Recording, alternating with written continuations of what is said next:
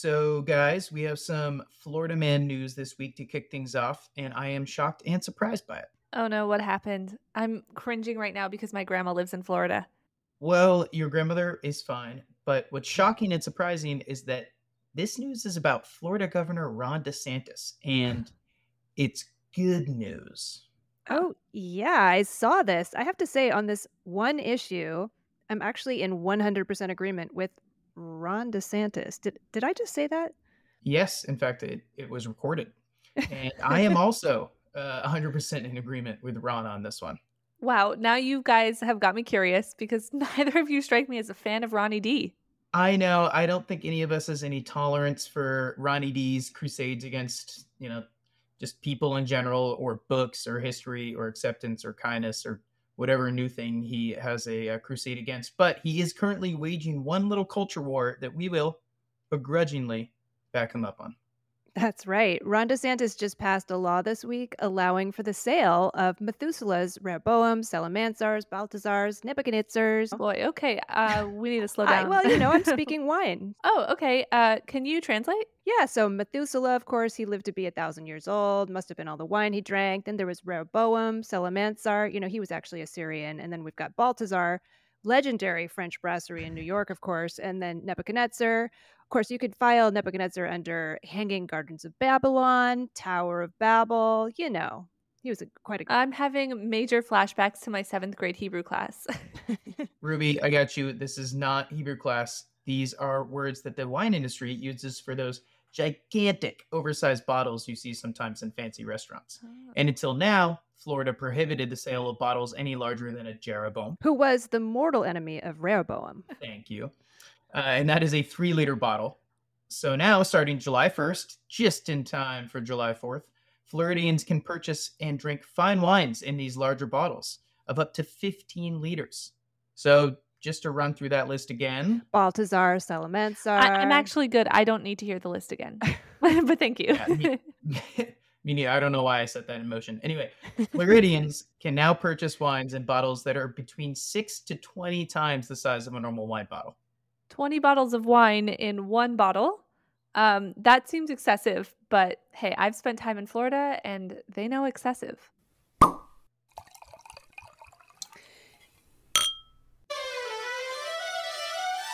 Neo-prohibitionists have the ears of health officials.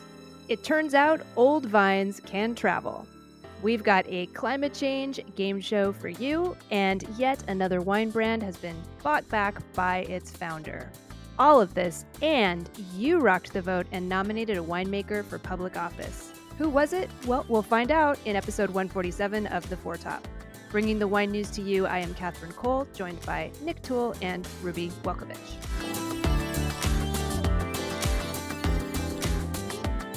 All right, let's start with the story everyone is talking about this week. It is Felicity Carter's piece in Wine Business entitled How Neo-Prohibitionists Came to Shape the Alcohol Industry.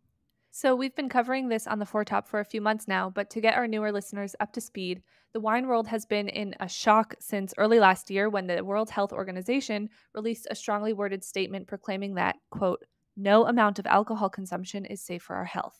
And many of us have been scratching our heads about this because, as we've discussed many times on this podcast, decades of longitudinal studies have pointed to the fact that moderate wine drinkers, and we'll emphasize the moderate part, are actually healthier than abstainers. So we're not really sure where this strong statement came from. Yes. So according to Carter, the WHO, or WHO, has been working on its alcohol control initiative called SAFER in partnership with a temperance group founded in upstate New York in 1851. It's called Movendi International, and it describes itself as the largest independent global movement for development through alcohol prevention. So anti-alcohol groups are behind the WHO's anti-alcohol movement. Interesting. Yeah, this is a historic group promoting abstinence. But guys, I want to be careful about vilifying so-called prohibitionists, because as we learned in episode 106, the American prohibitionist movement of the early 1900s came from a place that's, a really honest place of fear and desperation. There was a time in history when women had no legal standing. Booze was very strong. Alcoholism and domestic violence were rampant, and many marginalized communities were actually paid in alcohol for what was essentially slave labor. And this, of course, turned them into addicts, which made them unable to escape their situations. So the prohibitionist movement of 100 years ago was a different thing. Okay, I hear you. Yeah, Carrie Nation has gotten a bad rap. The little old lady who hacked up a bunch of bars with her axe was actually doing good work and was a badass, no matter how you slice it. But as Carter's article suggests, whether or not temperance organizations have their hearts in the right place, they should not be making public policy in the same way that, say, Greenpeace and PETA shouldn't be writing up laws for, let's say, the EPA. So what you're saying is the WHO or WHO should not be the mouthpiece for Movendi International. No, it should not. The only mouth for the WHO should be the mouth of Roger Daltrey.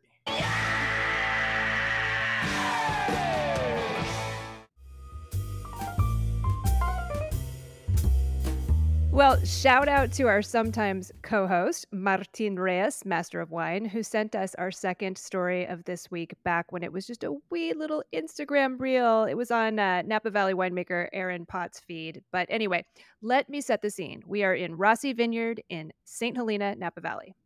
Right, Rossi Vineyard. Originally planted back in 1905, so we're talking some seriously old vines. Winemakers like the legendary Sean Thackeray, RIP, have made really interesting wines from these vines over the years. So yeah, according to Esther Mobley of the San Francisco Chronicle, the owner of Rossi Vineyard is Joe Berchtold, the CEO of Live Nation, who wanted to build a 14,400 square foot home on this vineyard. So fun fact, that's the size of 70 Airstream trailers or 20 New York City apartments. That's insane. But just one of your apartments, right, Ruby? Yeah, I live on a vineyard in the sky. In New York City.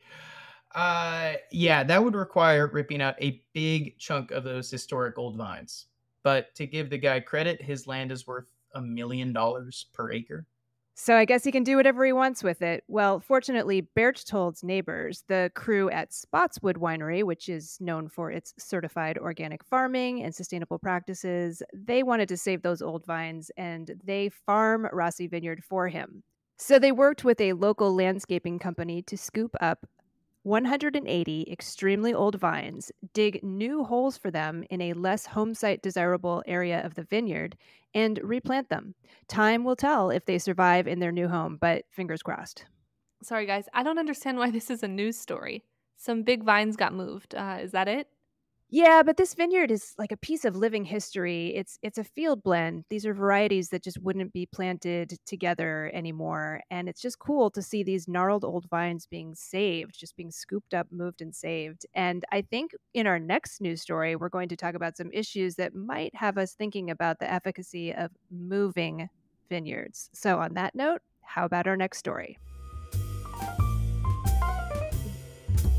Hey, Ruby, how about we play a news game for this segment? Oh boy, here we go again. No, don't worry. This one's easy. I'm going to read you a horrifying fact from a news story this week, and you are going to tell me if it's true or false. And the theme is climate change. Oh, no.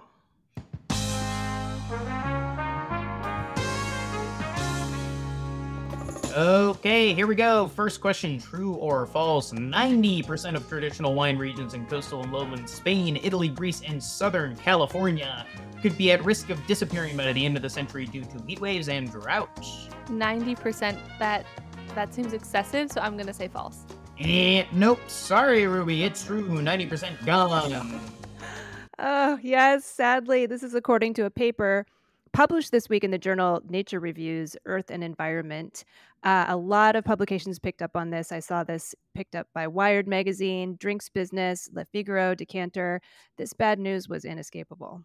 Yes, it is. How about this next one? The net suitable area for wine production in California could decline by up to 50%. And for Australia down under, make that number 65%. That still seems excessive, but... And nope, sorry, Ruby, it's true. Half the vineyard land or more gone. Nick, I hadn't even answered the question. And here's one for you, Catherine. We're moving on. True or false? All places Marcel Dice is planting Syrah. Okay, that cannot be true. Alsace is no Chateauneuf-du-Pape. Nope, sorry, Catherine. I thought you'd know better. It's true. And Marcel Dice is not only planting Syrah, he's also planting Grenache, Terray, Counoise, and Cinsault. In fact, he is quoted in the French magazine La Revue de Vin de France, saying that Alsace's climate is approaching that of Châteauneuf-du-Pape. Okay, it's Alsace and it's Châteauneuf-du-Pape, but regardless, I am horrified.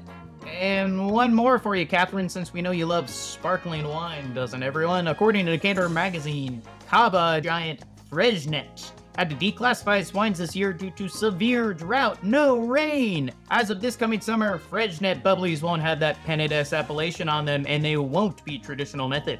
They'll be Cuvée de España, and they'll be produced using the Charmat method. I want this to not be true, but I think it's true, and it's making me very sad.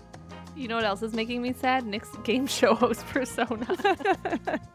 This persona is a facade to hide my own sadness at this very unfortunate news. All right, guys, that last segment was a bit long, so for our final story this week, we just have a small addendum. A postscript. A codicil, if you will. That's right. This is a little supplement to one of last week's stories. As we discussed, winemaker Donald Hall of Pats and Hall in Sonoma bought his winery back from San Michel Wine Estates. And now this week, we are learning via Wine Industry Advisor that Phil Hurst, who founded the Sonoma wineries Truett Hurst and VML, has bought back his two brands. He had previously taken his company public and then sold parts of it to Precept Wines. But now, in partnership with wine entrepreneur Ken Wilson, Hurst has bought back his shares. So yeah, just like Donald Hall, here we have another guy who seems like he deserves a break and he deserves some R&R, but he's back in the game. Yeah, it looks like Hurst started out as a winemaker, then got into the business side working in sales and marketing, so he knows both sides of the industry. Well, folks, I guess this means that we are now officially in the era of deconsolidation in the wine industry. As conglomerates look to dump brands, I predict we will see more winemakers putting down their pina coladas and returning from retirement to save the day. I actually look forward to this. I think they need theme music. Nick, do we have some theme music for this? You know, theme music that only a winemaker of a certain age and me would recognize. Oh yeah, I can dig something up here.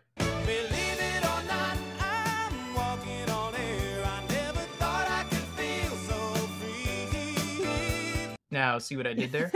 Yes.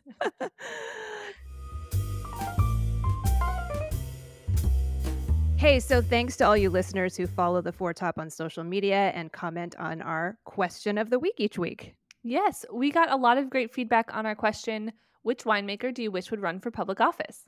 And that's pretty awesome and kind of funny because Instagram actually pulled that post for a hot sec because I think they thought that it was like inappropriate political advertising. Yes. Well, Nick persevered and we got the post up just in time to tally your votes. And it wasn't even close. So drumroll, please. Thank you. Our winner is, well, Catherine, maybe you should announce it. Oh, yeah. I think I should announce this because the awesome winner is right in my backyard. It is Remy Drabkin. She's already mayor of McMinnville here in the Willamette Valley. She's also a fellow at the Harvard Graduate School of Design, co-founder of the organization Wine Country Pride. Oh, and she's a winemaker. I guess our listeners think that city mayor is just not a big enough title for Remy. So, hey, why not Remy for Congress? Remy for president? Or, I know, maybe Remy should run the WHO. What do you guys think?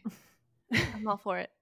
I do want to shout out some honorable mentions. So, Megan Zobek, Megan Bell, who nominated herself, which I love.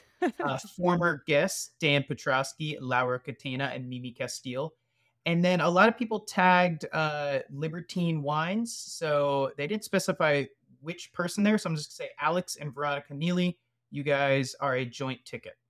Well, thank you for your votes, everyone. We will post a question from this week's episode really soon. And now it's time for our dessert course. Ruby, you were mentioning you enjoyed something this past weekend. Maybe you can share it with us. I did, yeah. I went to this great restaurant in Greenpoint called Serenico. I think that's how you pronounce it. And I had a delicious chilled red wine. So if you know me, that's quite on brand. Okay, so I'm sending you guys the link to this. I'll recommend it. It's called Pusta Libre. It's like a chilled red, I believe from Hungary. Is it from Hungary? Oh, I think it's from Austria because it's. Oh shoot. Yeah, it's from Burgenland and Lake Neusiedl. Neusiedl? Yeah, that's Austria. In the town of Gulls. Biodynamic. Looks good. You know what's really great, Ruby? Did you see the bottle? It looks like a Coca-Cola bottle. I didn't get to see the bottle when I was drinking it, but I'm looking it up now and it looks really cool. So we'll post it for this week's dessert course so you guys can all see the very cool bottle. Yeah, this looks fun. It's 60% Zweigelt, 20% Saint Laurent, 20% Pinot Noir, biodynamic, and yeah, this is a glue wine if I've ever seen one. It is definitely glue. I drank it a little too quickly and then bought myself a stuffed animal. Oh my God. It's a long story that we won't talk about right now. Chewable red is what helped that woman live to be 104, right? Yeah. Oh yeah. Listen, I'm gonna outlive all of you. Something about those chilled reds. Huh. This has been the Four Top Podcast. I am our executive producer, Catherine Cole. I'm our producer, Nick Toole. And I'm media and design manager, Ruby Welkovich. Keelan King is our sound supervisor and the composer and performer of our wonderful theme music. Please visit our website, thefourtop.org, to learn more about us, listen to back episodes, and learn how to sponsor our work. And if you have not already subscribed to The Four Top on iTunes or Spotify, please do so, and please leave us a rating. And we have an insider tip for you, Spotify users. If you go to the Four Tops landing page and click the bell icon, you'll receive notifications every time we drop an episode, so you don't miss one. Well, from inside the chasm that is a Nebuchadnezzar wine bottle, this is Catherine signing off. From the mouth of Roger Daltrey, this is Nick signing off. And from an apartment in Brooklyn where I'm trying to fathom what a 14,400 square foot home could even possibly look like. Is that like an airplane hangar? I don't know. This is Ruby signing out. Stay safe out there, and thanks for listening.